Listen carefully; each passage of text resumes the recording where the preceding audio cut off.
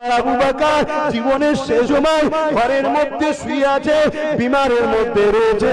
3 দিন সালেসাব হচ্ছে, লাখো লাখো মানুষ চলে এসেছে, পীরকে দেখতে পাইনি, কাঁদতে লেগেছে। আপনাদেরই দাদু পদ্দাদু হবে, হাউমাউ করে কাঁদে, হুজুরকে দেখতে পেলাম না।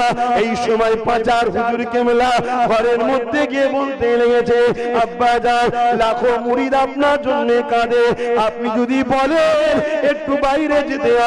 দাদা হুজুর বলেছিলেন, বাবারা আমি আবু বকর উঠতে পারছি না বাবা, বিমার অসুস্থর জন্য বাবা, কি করে আমি যাব বাবা। মুরিদরা বলে, ওই সময় ছেলেরা বলেছিল, হুজুর দরজাটাকে কেটে আপনি শুয়ে থাকবেন তক্তপোষের উপরে, ওই তক্তপোষটাই চাগিয়ে বাইরে বার করব। দাদা হুজুর বললেন, ঠিক বলেছো বাবা। ওই অবস্থায় বার করা হলো। দরবারে যখন বার করে, বিশাল চিৎকার দিয়ে লাখো মানুষের চোখের পানি। দাদা হুজুর কি বলেছিল, বাবারা কুল্লু নাফসিন যায়িকাতুল মউত, কেঁদো না বাবা, কেঁদো না বাবা, সবাইকে একদিন মৃত্যুর স্বাদ চাখতে হবে বাবা।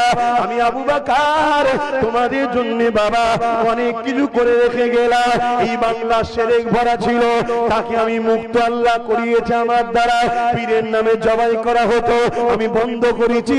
মিথ্যা আস্তানাতে উঁচু করে গম্বুজ তৈরি করে সেখানে চাদর ছড়িয়ে দিয়ে নানা রকম বেশরিয়াদি কাজ হতো, নাচ গান হতো, হিজড়ে নাচ হতো, জেনা ব্যভিচারীও হতো। আমি আবু বকরের দ্বারা আল্লাহ বন্ধ করিয়েছে বাবা। অনেক বেশরিয়াদি শিরকি কাজ ছিল, আমি আবু বকরের দ্বারা আল্লাহ সংস্কার করিয়েছে বাবা। আমি আবু বকর চলে যাব। আমি তোমাদের কাছে 3টে জিনিস রেখে যাচ্ছি বাবা। প্রথম নম্বর হলো আহলে সুন্নাত ওয়াল জামাত, যে সিলসিলার আমি ইমাম হয়ে এসেছিলাম। দ্বিতীয় নম্বর হলো আমার ওসিয়তনামা, এটাকে তোমরা ধরে রাখবে। 3 নম্বর হলো বাবা আমার আওলাদ, এদেরকে পিয়ার করবে, ভালোবাসবে, মহব্বত করবে। যদি আমার আওলাদের মধ্যে বাবা কাউকে দেখো শরীয়ত বিরোধী হয়ে গেছে, তার সমালোচনা করবে না, তার থেকে মুখটা ঘুরিয়ে নেবে, তার কাছে যাবে না, তাকে মানবে না। তুমি যদি মুরিদ দাবি করো, তাহলে রাস্তায় কেন দাঁড়াও? তোমার পীরের বাচ্চার মোকাবিলা তুমি যদি মুরিদ দাবি করো, তাহলে তোমার তো উচিত ফুরফুরার জমিনে যাওয়া। ভাইজান আপনি কি কথা বলেছেন শুনলাম নাকি? আমি বলতাম, বলেছি কি বলিনি?